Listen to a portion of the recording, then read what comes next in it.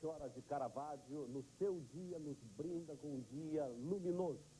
Céu azul, bonito, temperatura muito agradável, um público carinhoso no perfil do Jornal do Almoço ao vivo.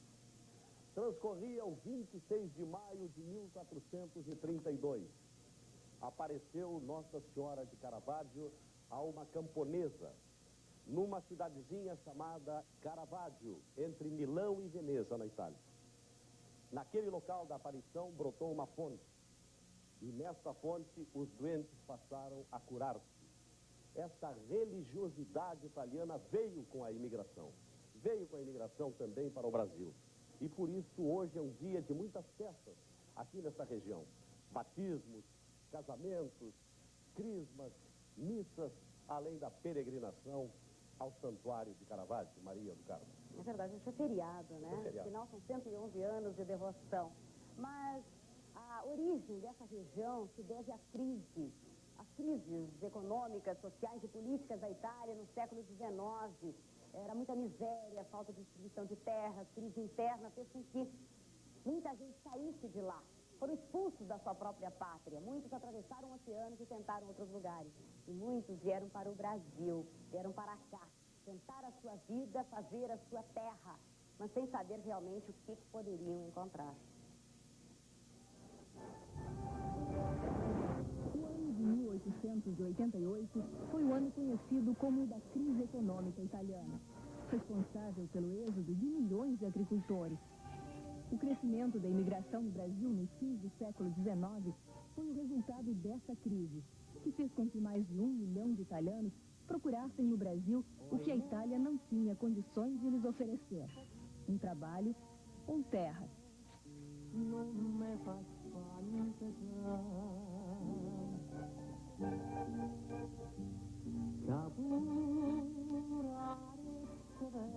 No Rio Grande do Sul, a primeira leva de imigrantes vindos do norte da Itália, principalmente de Vêneto, chegou em 1875.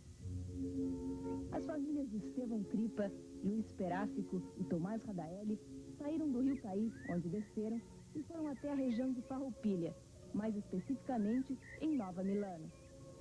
As famílias foram guiadas por um índio, apelidado de Luiz Bugre.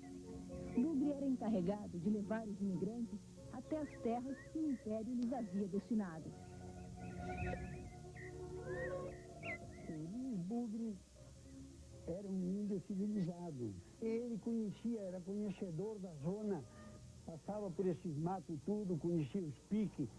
E como tinha colaborado com os agrimensores que demarcaram as colônias da primeira légua da Fazenda Caxias, então ele conhecia tudo e o pessoal da Secretaria da Agricultura, lá que estava estacionada no Caí, deram para ele esse trabalho.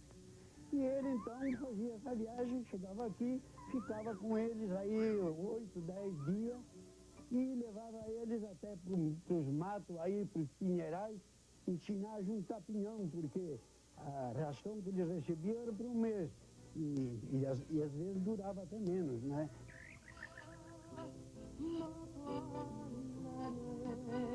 Os primeiros anos não foram nada fáceis para os imigrantes, mas o fascínio pela posse da terra compensava qualquer sacrifício. A característica da imigração italiana do século passado é o apego à nova terra por uma razão muito simples. Grande parte deles, na sua terra de origem, não eram proprietários, eram meeiros. E os primeiros que vieram para cá foi para realizar o sonho da propriedade na qual eles e os seus filhos pudessem encontrar o sustento.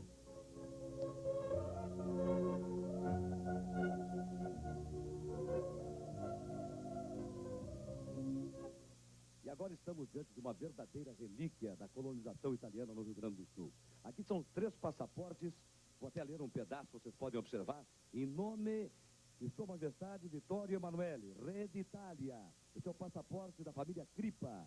Ali no meio, o passaporte da família Radaelli. E lá na direita, da família Sperafico, que foram os 3 primeiros imigrantes italianos aqui. E por uma felicidade muito grande, o telespectador do Jornal do Almoço vai acompanhar comigo aqui Tommaso Radaelli Neto. Como o nome está dizendo, ele é neto daquele cidadão do passaporte do meio, Tommaso Radaelli Neto. Eles vieram de Caí, chegaram aqui. E como é que se acomodaram por aqui, senhor Tommaso? Bem, em primeiro lugar, quero dizer da satisfação e da alegria por ter uma equipe e também agradecer a produção do programa por ter tido a feliz ideia de trazer um programa desse para Nova Milano para homenagear esses homens que tanto merecem. Muito obrigado. Como é que eles se abrigavam? Havia um barracão do lado da igreja? Como é que comiam? Bom, segundo a história, eles vieram do Caí para cá junto com o Luiz Bugre.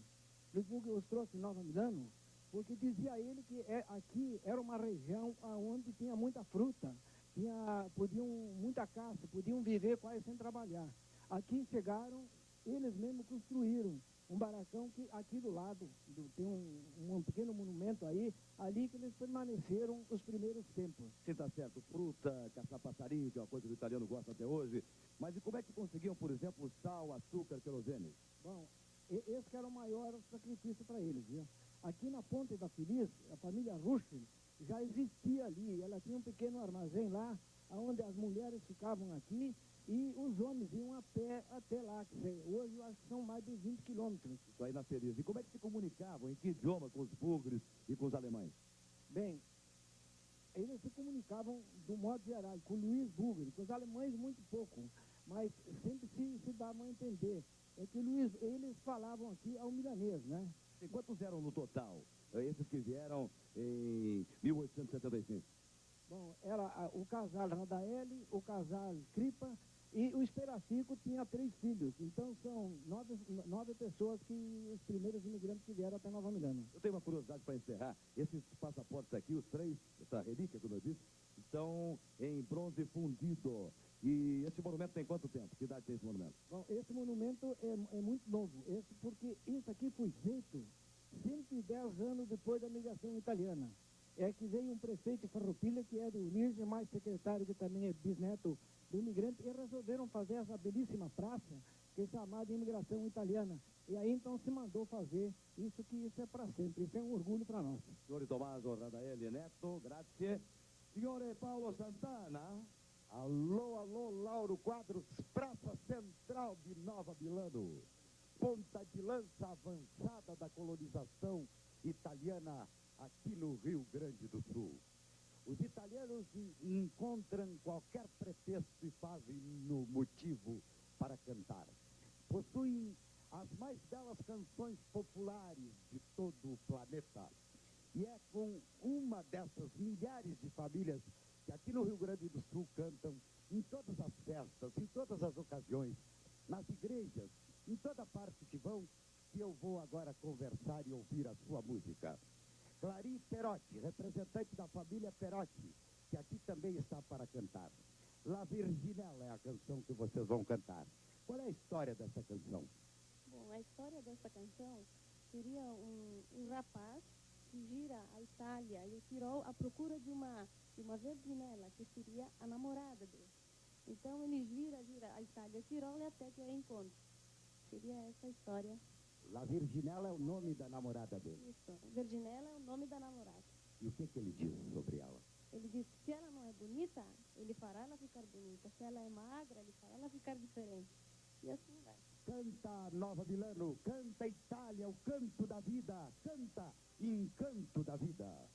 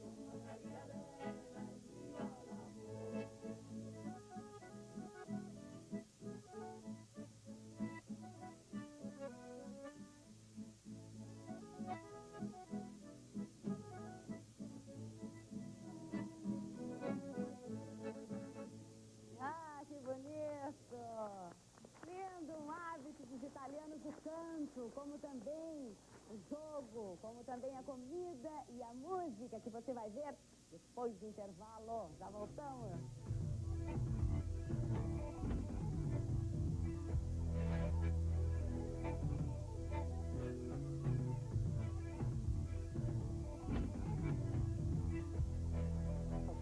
Embora seja a fruta pioneira da região, a uva não é a única cultura dessa região. A maçã, por exemplo, está em grande expansão. Vacaria, por exemplo, tem uma produção extraordinária. Mas há uma novidade em Farroupilha, que é o kiwi, ou pela pronúncia chinesa, origem o kiwi. Pois o kiwi parece um croquete. Há um ano no Brasil, através de Farroupilha, veio para cá. Começou em Farroupilha. A produção de kiwi no município é de 10.000 frutas. O kiwi tem alto valor nutritivo e excelente cotação no mercado internacional. Mas é uma fruta de custo muito caro. Para o produtor, o quilo sai por $1 o quilo. Mas para o consumidor, $1 a fruta. Ou seja, pelo dólar oficial, 54 cruzeiros. As primeiras mudas plantadas aqui vieram do Chile. Aqui está um kiwi, ou kiwi. Aqui está, ó. Isso é um kiwi. Lauro Quadros. Aqui abbiamo qui 4 fratelli, la famiglia Sarosto. Qui Mario, qui Antonio, lei Beppi, Giuseppe Beppi, e Didio, que não é Topo Didio. Não é Topo Didio. E eles estão jogando aqui um jogo de baralho, porque o italiano ou lavora quer dizer, ou trabalha ou está fazendo filho. E no fim de semana eles jogam um pouco, finita la settimana, joga Mario Foraggio, não? Foraggio ou Le Dubelon. Foraggio Dubelon. Esse jogo veio lá de Vicenza, lá do Monte Magré, que é o pai. É mais complicado que poker, que esse pife. Só que é um pouco mais complicado. Você tem que cuidar bastante porque tem que controlar as cartas todas. Aqui. Agora, pife não é tanto assim. E vocês jogam forte, muito dinheiro? Não. Não, mais para passar tempo, sabe? Monte Lire, não. Que pouco, que não vê, né? Bom, mas eu estou com eles aqui pelo seguinte: explicar o jogo ia cansar muito a beleza de vocês. Então, essa gente faz esse vinho que toma, levanta a cesta aí, o balaio. Ô, Beppe, tá. Aí, mostra tudo que tem aí, como é que é, Mário? Conta pra gente. Não, antigamente sempre comia salame, um queijo, um pão, de manhã cedo, polenta, né, que é a nossa... Comia outra coisa, tá vendo? Sempre de volta, né? Quando é que houver tempo, não é? Anche la virginella e tutto. Se toca assim, ma che vuoi delle volte, se no, non dà mia certo neanche. Questo formaggio è buono? Muito bom, sabe? E pane, Marcellino, pane e vino? Sì, pane. Sì, però... Colônia, salame di Colônia, guarda. Guarda qualche bel salame. Contiglio buono? Oh, lì. Bueno. Quer sperimentare? Io voglio un poco, non voglio qui, grazie. Ô Cláudio Gilberto, avisa quando é que tem que terminar, tá? Tem que avisar, isso. Tá beleza aqui? Esses são os irmãos Sanrosso. E vamos jogar. Olha, tira agora tudo aí, a comida, tá? Non mangiare al gioco, prego. Sì. E adesso sì, il più vecchio le lui. Ah, il più vecchio Antonio, sì. Adesso guardi alla sinistra la bella Tânia Moreira. Conosce Tânia Moreira? Uma das coisas que os italianos sempre gostaram de fazer foi cantar. O canto sempre fez parte da vida deles. Cantar em festas, em igrejas e até mesmo no trabalho. É isso que faz atualmente o grupo de canto Dina Lamore, coordenado pelo médico Valério Casagrande. Entre uma cirurgia e outra, ele ensaia o grupo e haja tempo, que até hoje ele já fez mais de 9.000 partos, não é isso, Valério? Mais ou menos. Valério, vocês cantam atualmente em festas. Que tipo de música? Sim, em festas, assim, mais músicas populares, o nosso grupo Dina Lamore se dedica ao canto italiano no seu original. Então, realmente, são músicas populares italianas trazidas dos nossos imigrantes. Esse é o tipo de música que nós cantamos. E hoje, vai cantar que tipo de música pra gente? Como é que é o nome? Nós vamos cantar hoje uma música L'Antica Domenica, Este canto assinala todo, narrando como era um domingo do nosso antigo agricultor. De manhã eles iam à missa, cedinho, antes do sol nascer, depois chegavam para o almoço, e à tarde, então, as meninas ficavam desfilando com as tranças compridas, né? As senhoras casadas ficavam sentadas, com o coque, conversando. Enquanto isso, os jogadores de cartas na mesa ficavam jogando, outros, então, jogavam as famosas bochas, né? No meio disso, de vez em quando, alguma blasfêmia, que é as famosas blasfêmias. E no final da tarde, normalmente se reuniam para cantar, realmente, os cantos italianos. Esse é o sentido do canto que nós vamos interpretar. Então vamos ouvir agora e vamos saber com vocês, então, como era o domingo antigamente.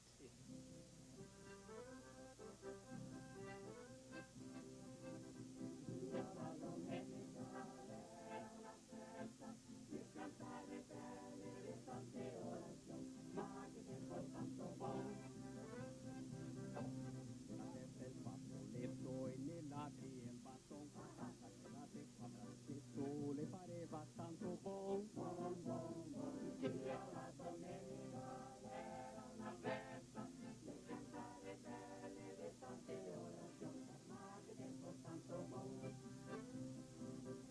Nel quel tempo i centenari pareva tanto bom, le cosate con le transe, le donne col cocon, bom, bom, bom. Santa Maria, Santa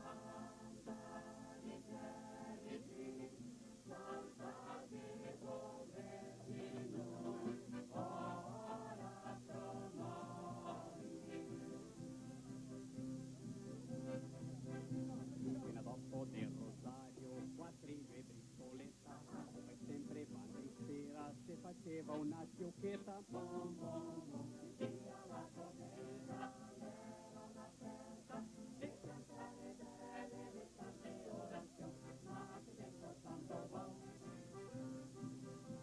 Nella raia delle voce si gioca per un gotto, ma è sempre vanno in sera, secca 6 o secca 8, bom, bom, bom. La domenica era una festa, di cantare belle, di tante orazioni, ma che tempo tanto bom.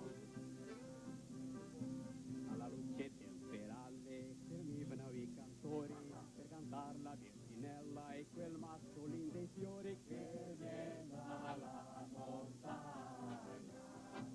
E guarda bene che non si bagna, che la foglia regalare, guarda bene che non si bagna, che la foglia regalare.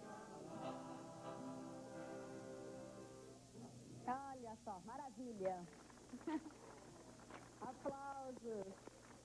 Mas eu tenho aqui no meu colo uma cesta que foi preparada pela Marília Madini, com os produtos típicos aqui da região. Além do quibe, que o Lazier já falou para vocês, essa fruta que a gente pode comer assim, claro, tirando a casca, que é um pouco áspera, fazer suco, preparar nos doces, que realmente é uma delícia. Inclusive, está sendo preparado, talvez, para o ano que vem, a Festa Nacional do Quibe. Mas eu tenho aqui o queijo também, produto da região, o vinho, a chiminha e o mel deliciosos deste povo, porque eles trouxeram da sua pátria a continuidade daquilo que eles tinham lá para o Rio Grande do Sul. Tentaram com isso a esperança de uma nova caminhada, organizaram as suas famílias e também tentaram, evidentemente, contribuíram muito com o seu trabalho para a formação de uma nova cultura. Pois disso tudo, essas tradições, esses hábitos, eles trouxeram e adaptaram para o nosso estado, vamos ver.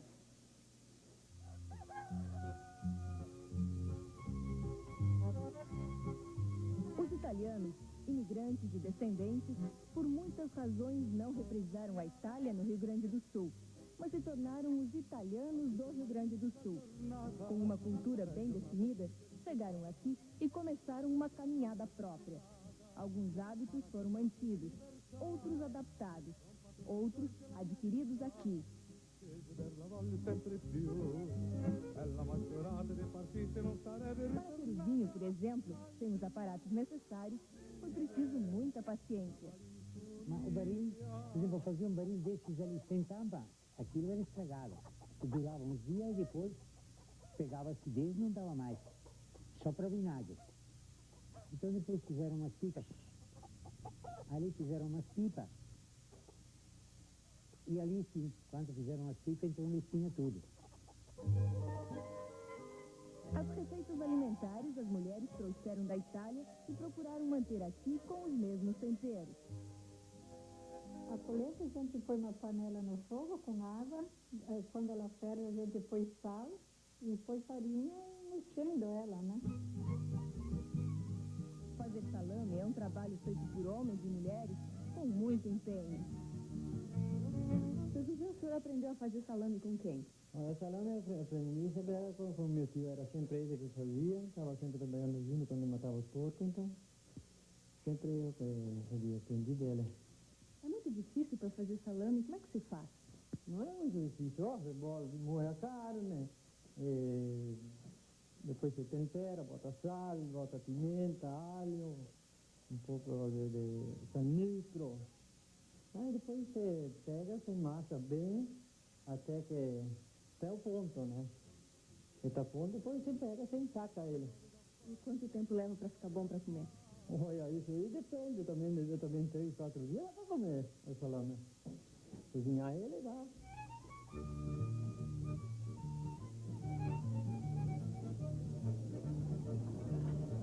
Um costume que continua preservado até hoje nessa região de colonização italiana é a reunião de toda a família na hora do almoço. É na hora da refeição que a família discute os problemas do dia e planeja o que fazer depois. A figura do pai e da mãe é sempre muito forte na família italiana. O pai é o chefe da casa e a mãe fica mais envolvida com os filhos. A festa e a alegria também foram trazidas pelos italianos. No salão paroquial da comunidade é que são realizados os almoços de confraternização. Comida típica, muita conversa, música e jogos fazem a festa.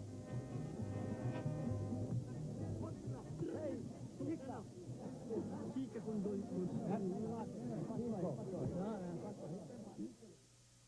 Cá estou eu, de novo entreverado à paixão do futebol. No coração de Nova Milano, vestindo a gloriosa camiseta do Brasil de Farroupilha, que reúne toda a paixão pelo futebol da gente dessa terra. O Brasil está na segundona, fazendo um grande papel, e eles não querem que o campeonato recomece em plena Copa do Mundo. Parabéns aos torcedores do Brasil de Farroupilha. Vamos ajudá-los. Comigo aqui, o senhor Mário Michelon, diretor do Museu Municipal de Caxias, porque o programa não pertence só a Nova Milano e a Farroupilha. Elas alargaram as suas vistas e o seu coração para toda a colonização italiana. Mário Michelon, diretor municipal do Museu de Caxias, apresentando para nós esses objetos primitivos, domésticos, da colonização originária italiana aqui na região. O que é isso aqui, doutor Mário? Paulo Santana, entre os 4.000 objetos que nós temos no Museu Municipal, aqui nós trouxemos um exemplo arrecadado aqui de Farroupilha mesmo. Que objeto é esse? É uma máquina de plantar milho. Plante milho aqui, plante milho para você. Onde é que fica o milho aí dentro? O milho é colocado nessa parte e ele desce por essa parte de lata. E quando a gente... À medida que a terra é furada, o milho vai penetrando nela. Exatamente, Paulo Santana. Eu não estou muito aceito porque eu nunca plantei milho, é a primeira vez. Mas os meus pais, meus avós, têm mais jeito porque eles trabalharam com isso. Doutor Mário, vamos ao segundo objeto, que é relíquia do Museu de Caxias. Para que servia esse objeto aos colonos originários? Esse objeto chama-se de escaldaleto, esquenta a cama. Escaldaleto? Como é que funciona? Esquentar a cama para dormir no inverno? Isso. Como é que funciona? Eles colocavam brasa dentro... Traga ele para cima, pegue na mão. Eles botavam brasa nessa parte e passavam em cima dos lençóis. E como é feito em cobre, e o cobre é um bom condutor de calor, servia logicamente para, nas noites de inverno, aquecer os lençóis da cama em si. Escaldaleto, esquenta a cama, escaldaleto. Objeto absolutamente obsoleto. Porque quando eu quero esquentar minha cama, eu chamo uma mulher. Evidente. Claro, os colonos originários, Eles naquele tempo não sabiam disso, né? Esse aqui o que é, doutor? É um torrador de café. Eles colocavam os grãos de café, levante o objeto, pois não. Colocavam o café aqui dentro dessa abertura e iam girando até aquecer e torrar as grãos de café. Ali nos perguntavam assim, mas quanto tempo demora para... Sim, porque era um saco torrar café com isso aí. Quanto tempo demorava? Pois é, muito relativo, Paulo Santana, porque assim como perguntam, quantos cachos de uva, quantos quilos de uva precisa para fazer um garrafão de vinho? Ali o italiano normalmente responde, depende de quanti bicchieri de água butemos dentro. Depende da água que a gente coloca dentro, aí vai mais ou menos uva. Uma curiosidade, o italiano gosta tanto de café quanto gosta de vinho? Olha, no início o café era bem mais usado, bem mais sorvido do que o próprio vinho. Uma ligeira, mas generosa volta às origens da colonização italiana. Lazier Martins. Muito bem, Paulo Santana, um pouco dos hábitos italianos. A propósito do futebol, a Itália, a velha Itália, que hoje é o país que mais investe no futebol, também será copiada aqui na Nova Itália, na região. Não apenas Caxias e Bento, Farroupilha, o município aqui, a partir desse campeonato gaúcho, quer investir muito. E escrevam, hein? Em pouco tempo, Farroupilha estará na primeira divisão do futebol gaúcho, Paulo Brito. Já está classificado para a segunda fase desse campeonato deste ano, Lazier. O Internacional tem 5 titulares para o jogo de amanhã contra o Passo Fundo. Nós voltamos com as notícias do esporte logo depois do intervalo comercial.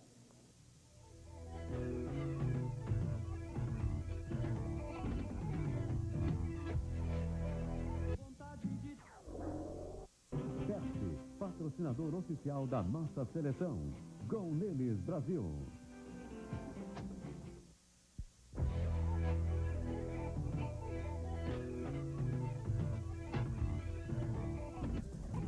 Tanto quanto os italianos de Florença e de Milão, estes aqui da região também produzem belíssimos calçados. Muita gente não sabe. Farroupilha é a capital estadual do calçado masculino. O município tem hoje 176 empresas que fabricam mais de 35 milhões de pares e empregam cerca de 6 mil pessoas na indústria do calçado. As malharias também têm muito destaque aqui, também a metalurgia, a indústria moveleira. Nós estamos sabidamente na região rica do Rio Grande do Sul e aqui é um dos polos. Mas vamos ao esporte agora. Paulo Brito. Vamos lá, Lazier, recheadinho de atrações do esporte. A primeira competição de atletismo em ginásio fechado e indoor, realizado ontem à noite no Instituto de Porto Alegre, foi um sucesso. A marcha atlética abriu a competição. Foram 1.500 metros de muito rebolado. Nos 25 metros rasos, faltou espaço para a freada. O público participava e aplaudia. Mas foi no salto em altura da vice-campeã brasileira de menores, Lísia Hoppe, que o público mais se manifestou. Esse ambiente do público participando, é bom isso, né? É excelente, é muito bom. Principalmente agora no final, que eu vi que eu não estava sozinha, que todos estavam torcendo por mim, e que eu conseguisse um resultado bom, já que essa é uma competição nova para todos, tanto para o público quanto para o atleta. É uma experiência importante para os dois, e incentivo ao esporte e principalmente ao atletismo. Na abertura da fase semifinal da Taça Brasil de Futebol de Salão, em Santa Maria, Enxuta ganha de goleada. Aos 10 minutos e meio do primeiro tempo, a Enxuta abriu o placar com este gol de Ortiz. No segundo tempo, Paulinho aproveitou a falha da zaga do Jaó e marcou o segundo gol da Enxuta. E Jorginho fechou o placar neste lance. Enxuta 3, Jaó de Goiás 0. Gauchão 90, a 8ª rodada do segundo turno da fase de classificação. Amanhã tem 7 jogos. Uma rodada com uma estreia. Homero Cavaleiro no Novo Hamburgo.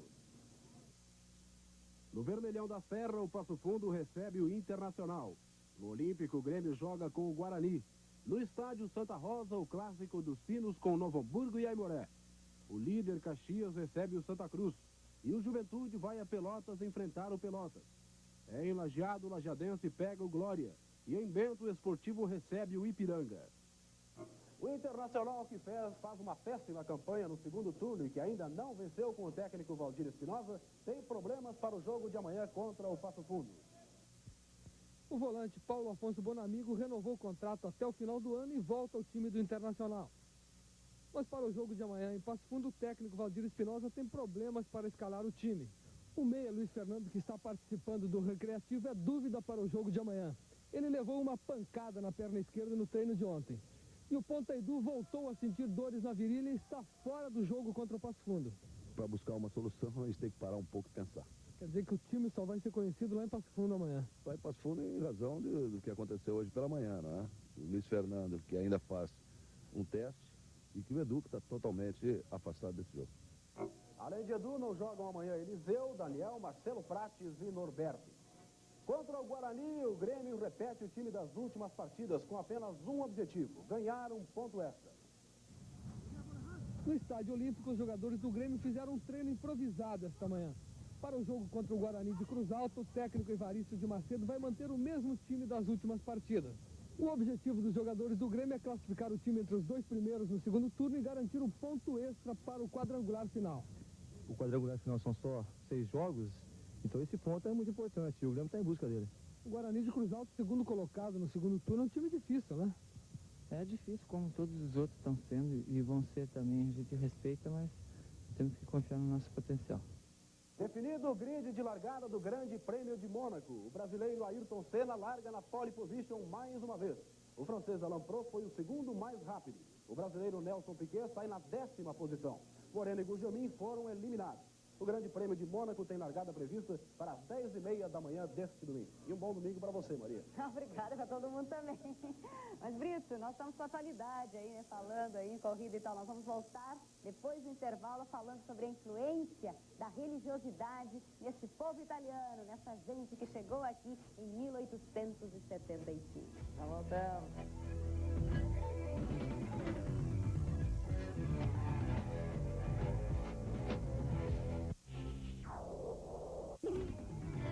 Meio-dia e 4 minutos, está marcando o relógio da igreja aqui atrás. Estamos com o Jornal do Almoço ao vivo, na Praça de Nova Milano.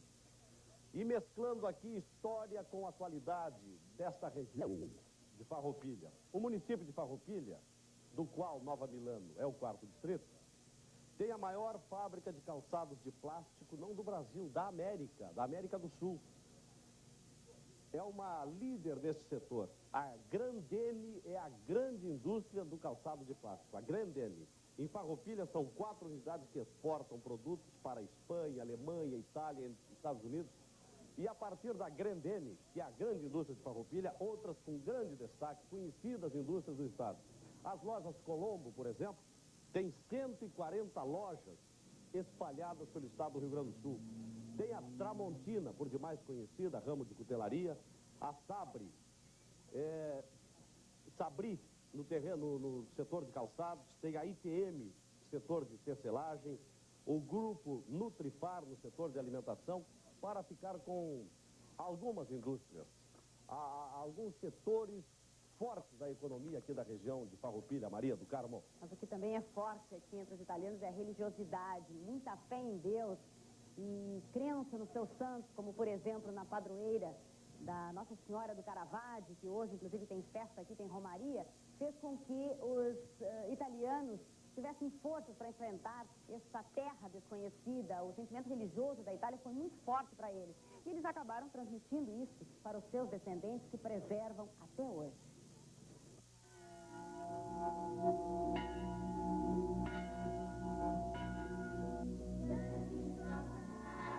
Todos os domingos, a comunidade se reúne na igreja para rezar.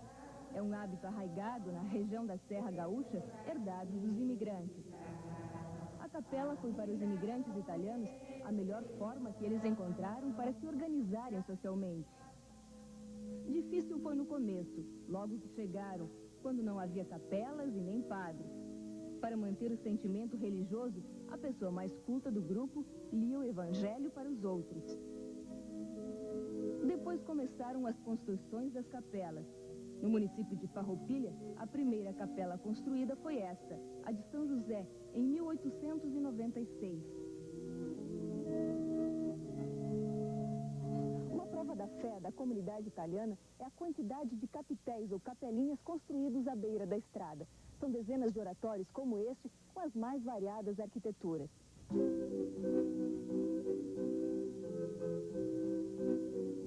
Os santos padroeiros das capelas eram santos de sua devoção na Itália ou santos dos quais um ou outro imigrante tinha quadro ou estátua que cedia para culto público.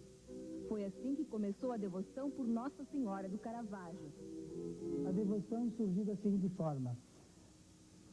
As famílias se reuniram e procuraram descobrir qual era a devoção, qual era o santo que eles deviam venerar. Então, depois de terem escolhido e tentado escolher qual devia ser a santa ou Nossa Senhora, assim por diante, julgaram que devia ser Nossa Senhora de Caravaggio, pois era a única estampa que existia que as pessoas tinham em mão. Hoje, centenas de pessoas visitam a igreja de Nossa Senhora do Caravaggio, em Farroupilha, para participar da Romaria, que acontece todos os anos no dia 26 de maio. Ave piena de grazia, il Signore è te, che tu sei benedetta fra le donne, ed il benedetto frutto del ventre tuo seno, Gesù. Santa Maria, Madre di Dio, prega per noi peccatori, adesso e nell'ora della nostra morte, così sia. Em homenagem a Nossa Senhora do Caravaggio. Mário Gardelin, pesquisador, historiador, professor da Universidade de Caxias do Sul. Estamos aqui diante da padroeira, que é Santa Helena da Cruz. Gardelin, como é que vai? Muito bem, estamos aqui participando e te cumprimentando, antes de mais nada, pelo teu excelente italiano. Hoje, sem dúvida, nesse momento, tu é o rei da pronúncia e da simpatia para aqueles que estão... Mas, Gardelin, a religião era, para os italianos, digamos assim, o ponto irradiador da formação dos povoados, da cultura italiana, dos imigrantes por aqui, não é verdade? Sem sombra de dúvida, mas vamos dizer desde logo que isso se acentua especificamente com a população do Vêneto e também os lombardos. Primeiro que vêm para cá são lombardos, depois os trentinos e por fim os vênetos, que são 52%.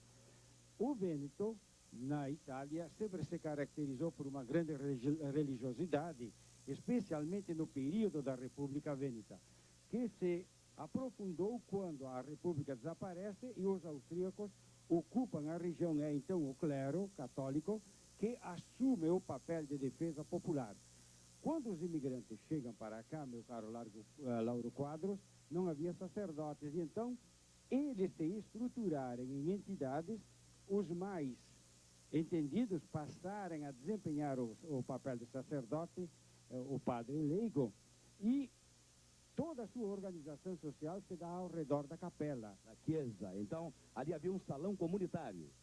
Giusto, la Chiesa, come ti dici? La Chiesa. Scusi. Tu parli l'italiano grammaticale, ma io ogni tanto ci metto una parolina in veneto. La Chiesa. E intorno alla Chiesa, dopo viene la scuola, il giù delle bocce, il cimitero e così avanti. Gardelin, não é só Deus, a Virgem Maria, a religiosidade dos italianos. Há pouco eu estava bebendo ali com o Sarosso, Quattro Fratelli, e me lembrei de uma coisa bem italiana, dialeto mesmo, que diz assim: quem bem bebe, bem dorme. Quem bem dorme, mal não pensa. Quem mal não pensa, mal não fa. Quem mal não fa, al paradiso haverá. Allora, quel che beve bom vinho, ma não vinho março, quer dizer que vai em paradiso. Ah, sei. Então, quer dizer, o vinho pode levar também ao paraíso. Sem dúvida nenhuma, moderadamente tomado, ele é o motivo de se enxergar a vida com simpatia e com fé e com confiança. Professor Mário Gardelin, grazie. Agora, adesso, uma bela ragazza, Tânia Moreira. Oi, Laura. Nós vamos conversar novamente com o Mário Michelon, que é diretor do Museu e Arquivo Histórico de Caxias do Sul, que faz um grande trabalho de resgate à cultura italiana. Mário, como é que é esse trabalho que vocês desenvolvem no museu? Olha, todos os elementos que propiciam a saga da colonização italiana ou que permitem ilustrar quais são os elementos que participaram da história da imigração italiana são objeto de nossa atenção, do nosso apreço e da nossa pesquisa. Presentemente, nós estamos mostrando à comunidade rio-grandense a exposição La Dota, composta por peças que faziam parte do enxoval. E essa aqui, ó, a imagem de Nossa Senhora das Dores, chamada pelos italianos de La Pietà, que é o símbolo do museu. É o símbolo do museu.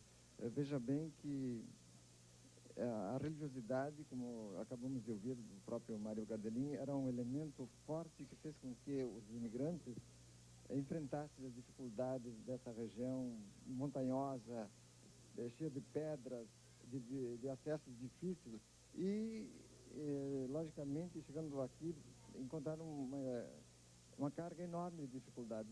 A religiosidade permitia que tivessem fé para enfrentar essas dificuldades. E, Mário, fala pra gente como é que foi feita essa imagem. Essa imagem é esculpida a canivete, o material é madeira de cedro e deverá ter aproximadamente 110 anos. Tá ótimo, obrigado. Então, está aí mais uma prova da grande religiosidade do povo italiano. Maria do Carmo. Olha só, e os dialetos, a linguagem dos imigrantes e mais a arquitetura da região, nós vamos mostrar para vocês.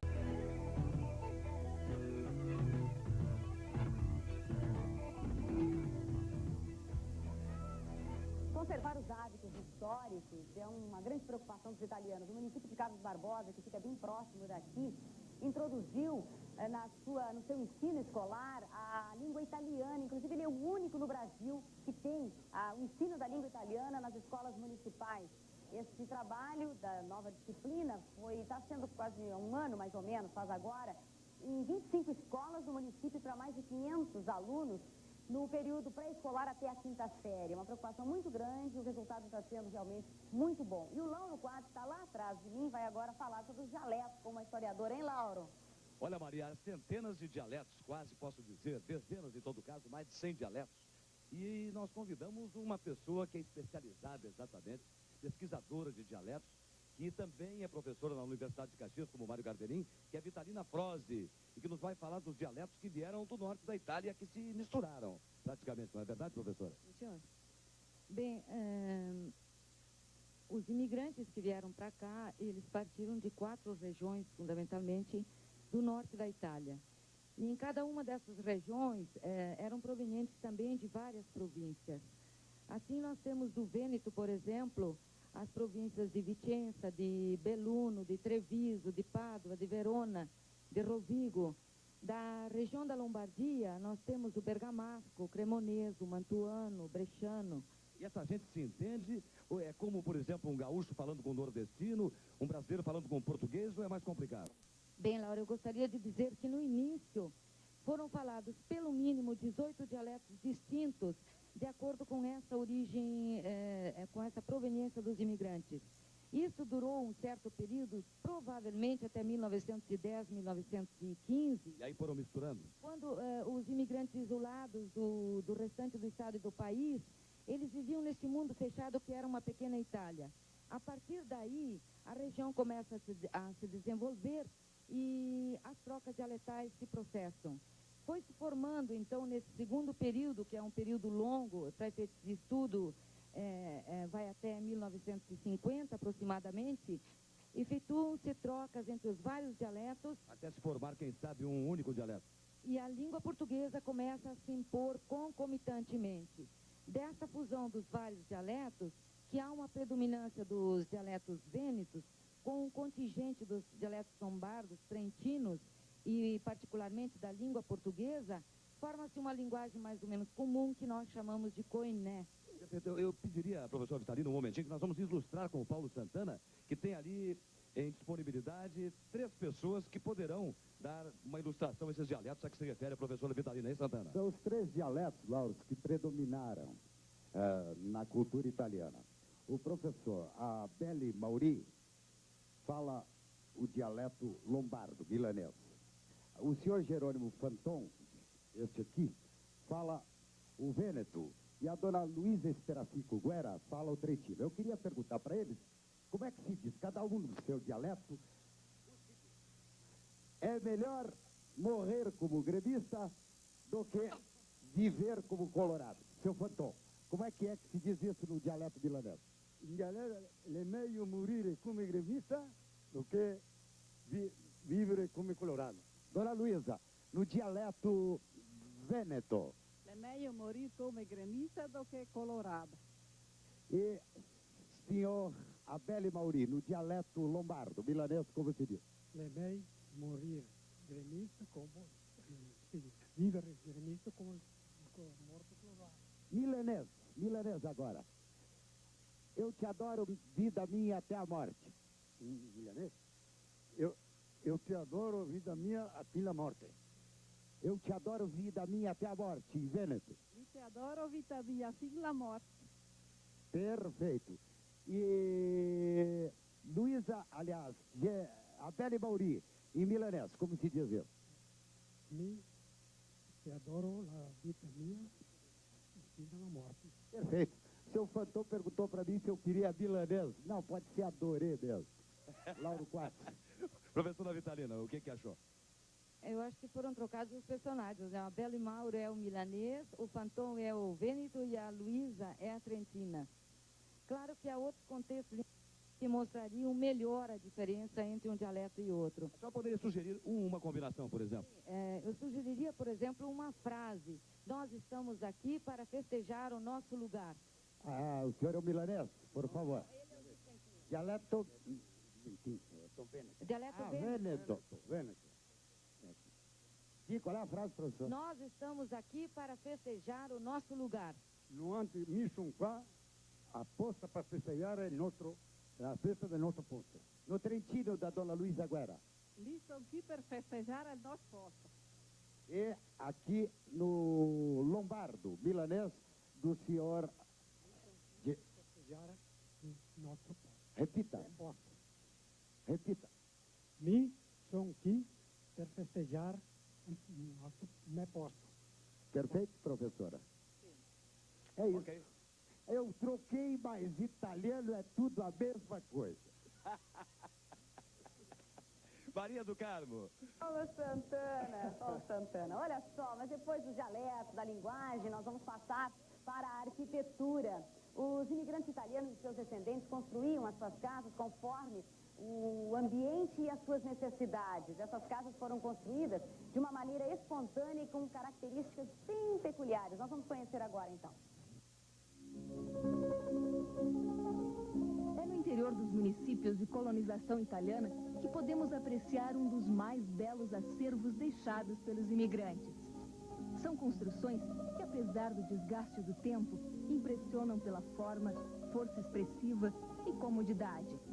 Os arquitetos consideram estas construções como a melhor arquitetura popular do Brasil. E eu digo isso baseado em 3 aspectos. A escala, que vem a ser o tamanho das construções. A qualidade da construção do ponto de vista das técnicas construtivas. E a expressão plástica resultante. Outro aspecto também fundamental na arquitetura da imigração italiana, quanto à construção em madeira, ela representa uma criação estrutural. Aqui no Rio Grande do Sul, os imigrantes italianos e os seus descendentes, eles criaram uma nova estrutura que não existe em nenhuma outra parte do mundo. Esta foi uma das primeiras casas erguidas em Nova Milano. Foi construída com tijolos feitos à mão por Tomás Radaelli, logo que teve suas terras demarcadas. Antigamente não tinha esses fornos que nem agora, né? Então faziam uma forma de madeira, enchia de barro mesmo as mãos, né? E ia devagarzinho fazendo 50, 60 tijolos por vez e cozinhava num forno desses, forno de pão, né? E ia guardando, quando tinha um pouco, ia construindo a casa, né? Nos cantos, como não sabia subir direito, botava madeira, né? E ia embora assim mesmo. Na maioria das vezes, o material utilizado era o que havia de mais abundante na região: pedras e madeira. As pedras podiam ser irregulares e, na hora da construção, eram encaixadas umas às outras conforme o espaço, sem qualquer cimento. A madeira, geralmente de araucária, era rachada ou serrada à mão. Nós estamos diante de uma peculiar casa da imigração italiana. Temos a casa propriamente dita, em madeira, a cozinha separada, construída em pedra e com janelas com madeira rachada, que é o processo mais antigo de elaboração desse material. Essa casa peculiar não se sobressai pela monumentalidade, mas sim por ser característica. Mesmo assim, aqueles detalhes da tradição etrusco-romana se manifestam. Por exemplo, embora muito rústica, essa escada dupla. Quando o italiano chegou no Rio Grande do Sul, pensava em ser dono de suas terras, trabalhar bastante e ter muitos filhos. A casa, para o imigrante, representava a realização dele como pessoa e a base de sua segurança e sobrevivência. Para abrigar a família sempre numerosa, a casa precisava ser grande e funcional. Geralmente era dividida em 3 andares. No primeiro, embaixo, ficava o porão. No segundo, a ala residencial, composta pelos quartos e pela sala de visitas. E no último andar, o sótão. O sótão, sempre em madeira, era quente e seco para estocar cereais. E o porão precisava ser úmido e frio para guardar o vinho. Por isso, era feito em pedras.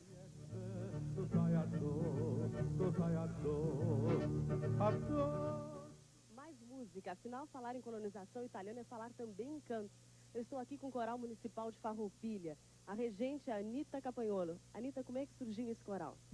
Ele foi fundado em 1981, com o objetivo básico de cultivar as tradições italianas. Eu não estou com esse coral desde o início, fazem 8 meses que eu assumi a direção. E desde então nós estamos com objetivos um pouco mais amplos, não só músicas italianas, como também outros gêneros musicais. E Anita, o coral existe desde quando? Desde 1981, fazem 9 anos este ano. A música que vocês vão mostrar pra gente é Valsugana. Qual é a história dessa música? A Valsugana é uma canção trentina. Então conta a história de uma jovem que voltou para sua terra natal, a Valsugana, e lá ela foi para ver como é que estava a família. E chegando lá, ela constatou que a mãe estava bem, o pai é que estava um pouquinho adoentado, que o namorado que ela tinha saído da terra, tinha ido fazer o exército, e que todos diziam para ela que provavelmente ele já tinha conseguido uma outra namorada num outro local. E ela, um pouco chateada, disse, bom, verdade ou mentira, eu essa noite, louro moreno, um outro melhor ainda eu vou conseguir. Vamos ouvir então, Anita, Valsugana.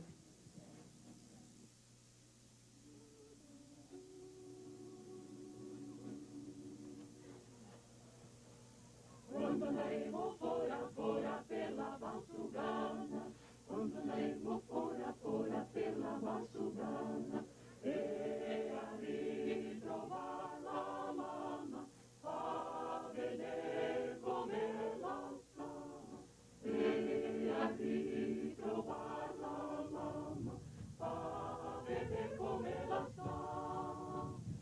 La mamma sta bene, il papà le ha malato. La mamma sta bene, il papà le ha malato, il mio ben partito soldato, chissà quando tornerà. Il mio ben partito soldato, chissà quando tornerà. Tutti mi dicono che lui si casa un'altra amorosa, tutti mi dicono che lui si casa un'altra amorosa. Una storia dolorosa che di credere non so, una storia dolorosa che di credere non so.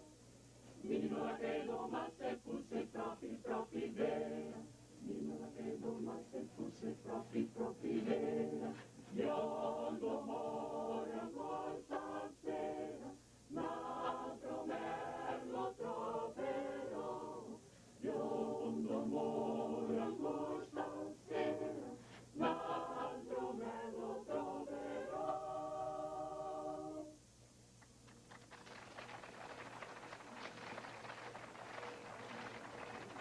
Atualmente, os estudantes de Farroupilha que precisam estudar na universidade precisam ir a Caxias do Sul ou São Leopoldo. Estão reivindicando e com esperança de conseguir para breve a instalação de 2 cursos, Pedagogia e Administração de Empresas. E há, inclusive, já o prédio pronto, esperando.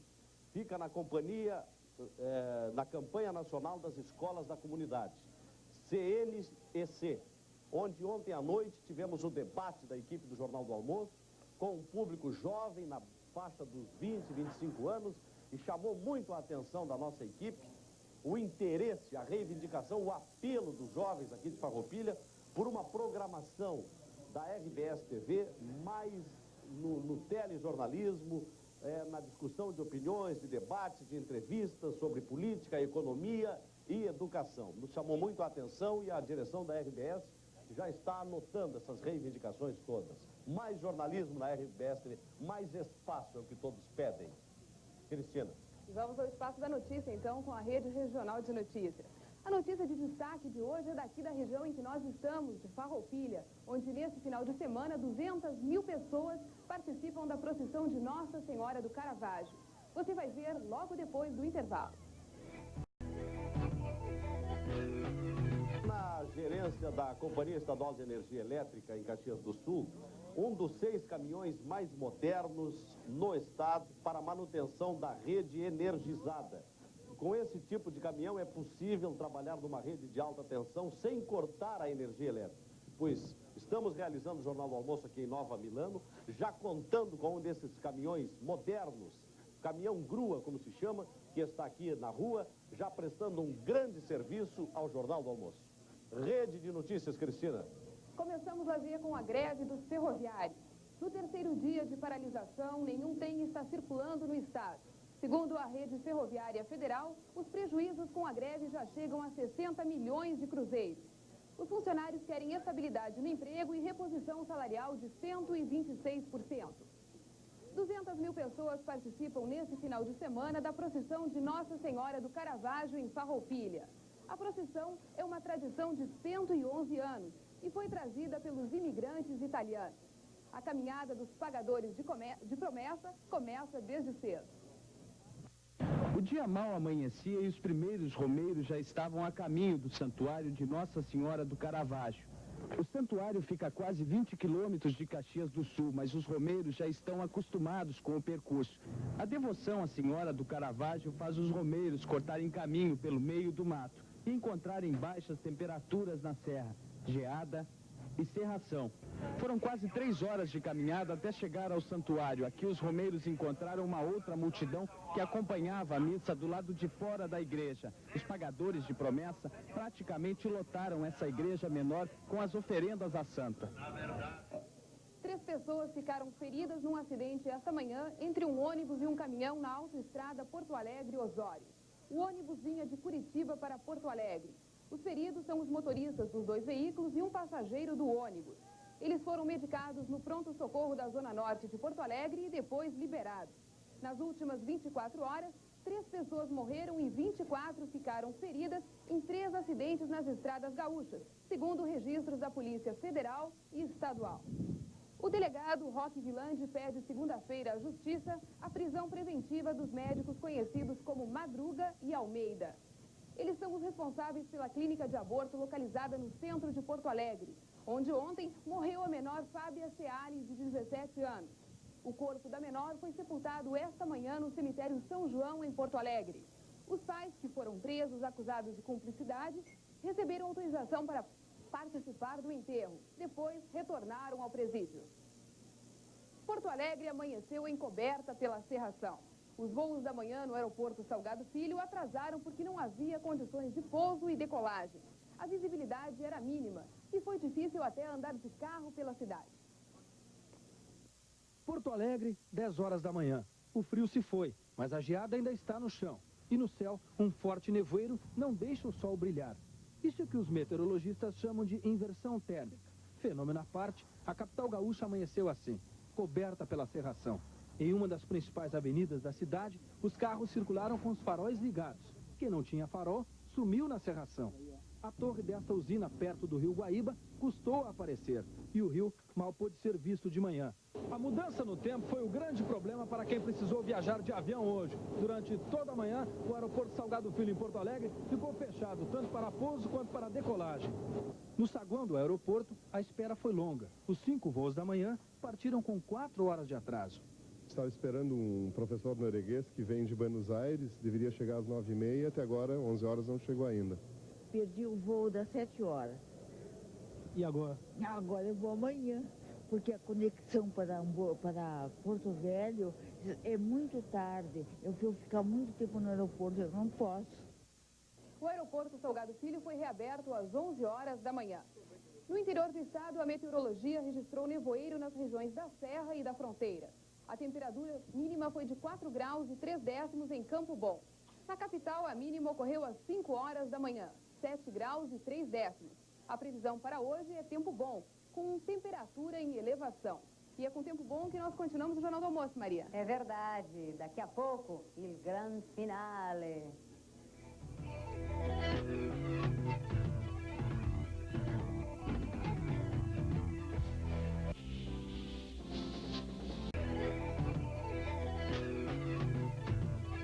Aqui em Farroupilha se encerra a Semana do Apicultor. É a 3ª Feira Municipal do Mel, na Praça da Bandeira, em Farroupilha.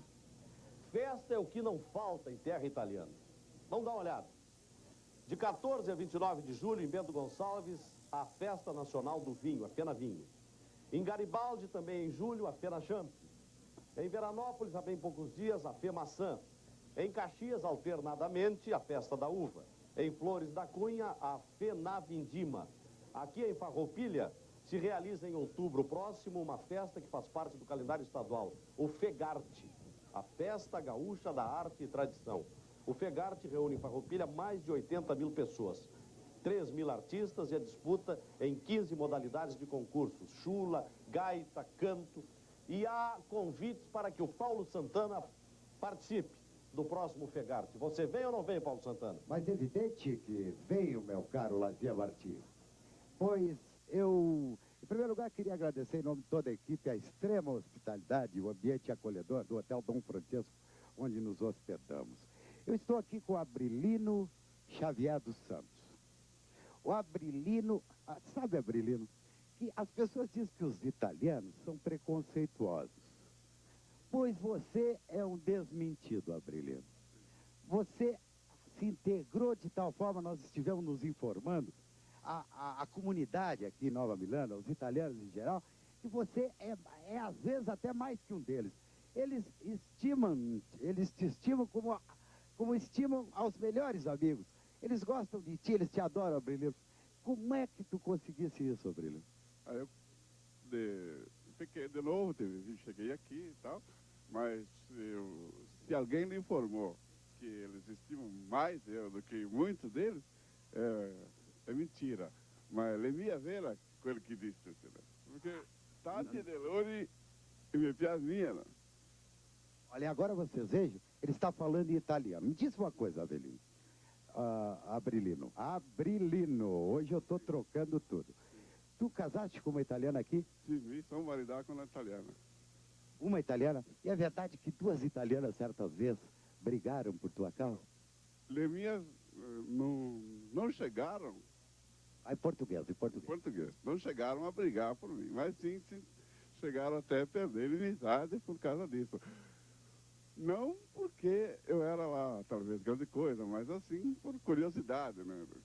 Que eu era o único que estava aqui, então a curiosidade foi aquela. Agora, é proibido dizer como aconteceu isso e quem aconteceu. Mas como é que tu atraíste, assim, o carinho das pessoas, assim, por exemplo, como é que tu atraíste as mulheres aqui? Como é que foi o início disso? Naquela época eu era um rapaz mais bem educado, assim, mais calmo. Eu era uma pessoa que me tratava com todo tipo de pessoa. Tinha mais cabelo? Mais cabelo, eu era um cara mais charmoso, não tinha essa barriga, eu era um cara fantástico mesmo. Então, por isso que algumas delas se entrosaram comigo, mas não... Escuta aqui, Abrilino, tu tem 2 filhos com essa moça de origem italiana? Sim, senhor. 2. Como é o nome deles? Paulo e Angelito. E eles falam italiano? Não, muito pouco. Alguma coisa. E eu quero que agora tu fale italiano aqui para nós ver. quer que eu diga italiano? Vai contando aí toda a tua vida italiana. Mas se me falar de italiano, ne so parlare di tutti, né? Porque italiano é de bom, de triste, é de tudo, assim como o pai de negri. Nem negri diz que os italiani sono tanti che massa mal educati, né? E tanti buona gente. Vou dizer. Aqui não tem nenhuma mulata para te dar uma olhadinha de vez em quando? Não, aqui não tem minha mulata. E se vem qualche duna qua la venire perché mi sono mandato con l'italiano, allora non mi vado neanche. Se tivesse a mulata, tu era capaz de trair a tua italiana? Bom, io mi acompanho de carne, né? Se moler a corda, não vá.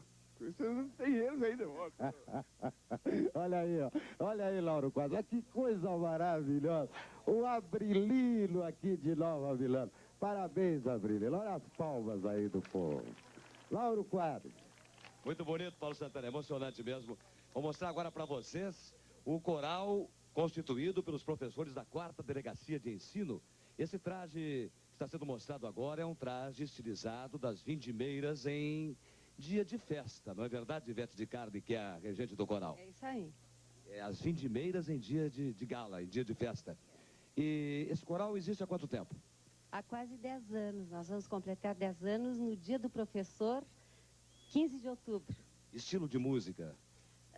Nós iniciamos cantando só músicas italianas, porque foi criado para isso, para resgatar a cultura dos nossos bisavós, os imigrantes. Mas depois, aos poucos, nós fomos colocando músicas eruditas também, populares e eruditas de vários países do mundo. E músicas românticas modernas. Por exemplo, quando passou o filme Candelabro Italiano, tinha aquela música Ao de Lá, isso faz 29 anos, ganhou Sanremo em 1961, não é verdade? E essa é a música que o coral dos professores da 4ª Delegacia de Ensino vai agora executar. Porque a verdade é a seguinte, os italianos não eram só românticos naquele tempo, eles continuam românticos. Ao di là della volta infinita, ao di là della vita. Ivete de Carli e o coral da 4ª Delegacia de Ensino.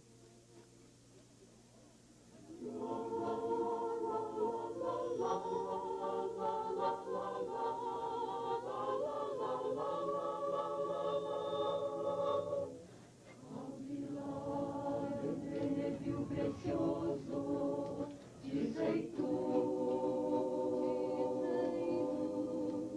ao de lá estou o que ambicioso, dizei tu, ao de lá delle cose più belle, ao de lá delle stelle, dizei tu, ao de lá. Sei tu per me, soltanto per me. Al di là del mare più profondo, ci sei tu. Al di là dei limiti del mondo, ci sei tu.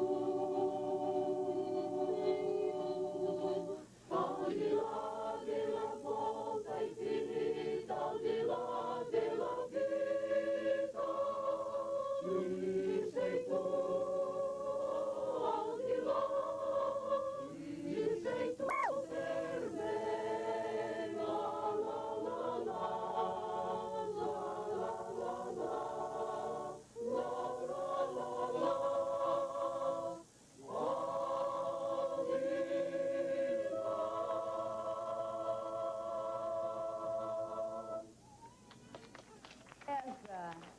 Pois é, entre os corais que estão aqui hoje conosco, nós temos o coral Nova Trento, de Flores da Cunha, que tem um regente que é uma figura maravilhosa, uma figura folclórica, que é o regente Felice Lavieira. Um abraço para ti, hein, Felice? Ele é uma figura, o Felice, que sempre está presente, está fazendo peripécias, vejam só. Mas olha, tem muita música, alegria, canto, mas também muito trabalho. porque o número de empresas, de indústrias e de fábricas existentes na região da colonização italiana é muito forte e demonstra o quanto essa gente gosta de trabalhar. Arregaçar as mangas, suor no rosto e empenho foi a fórmula trazida pelos imigrantes para tentar o sucesso. E o sucesso que deu certo. E como?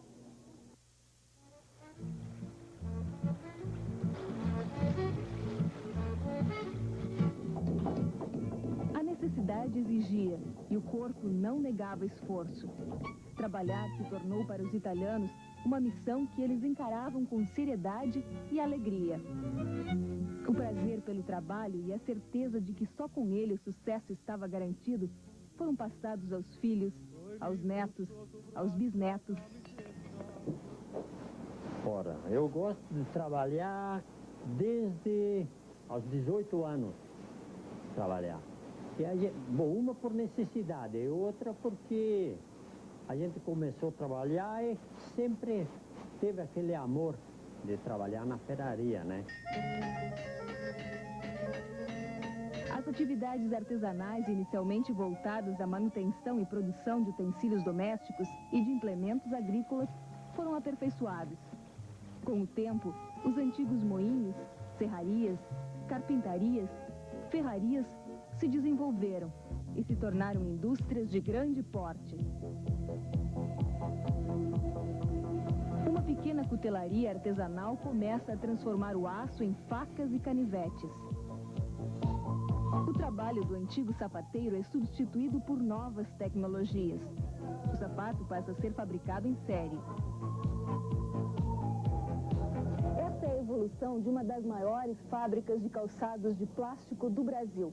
O tradicional invólucro de vinho do garrafão foi substituído pela embalagem de plástico. E o uso desse material possibilitou o desenvolvimento de outras peças industriais, até chegar no calçado.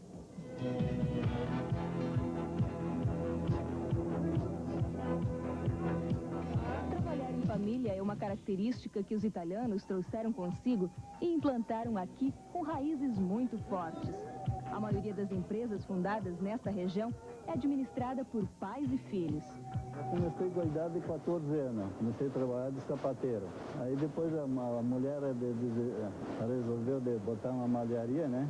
Começar com uma máquina. Aí eu vi que dava melhor no ramo dela e eu fui pro ramo dela. Eu estou até hoje, né?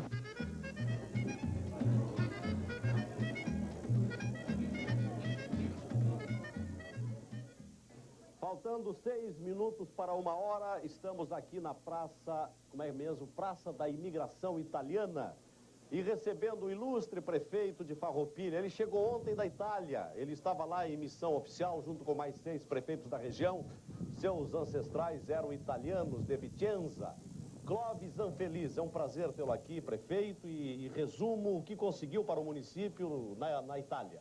Bom, em princípio, é agradecer a deferência da RBS estar aqui conosco nesse dia maravilhoso, levando ao nosso Rio Grande um pouco da nossa cultura, das nossas origens. Na Itália, nós somos com o objetivo de um congressamento que estamos fazendo a nível regional, independente de partidos, todos os prefeitos unidos em busca de objetivo comum. Além do interesse comercial, que nós fomos buscar uma nova tecnologia para a reciclagem de lixo, nós fomos em busca também de tecnologia mais avançada para a conservação das frutas e uma concentradora para as uvas comuns, porque o suco é consumido hoje no mundo. E o que conseguiu concretamente? Bom, objetivamente nós temos já consagrado num fundo para investimento no exterior o dinheiro para o financiamento desses projetos. Só que agora, como estamos a nível de município, segunda-feira nós temos uma reunião com os prefeitos definindo quais as condições para nós trazermos, se temos condições de trazer.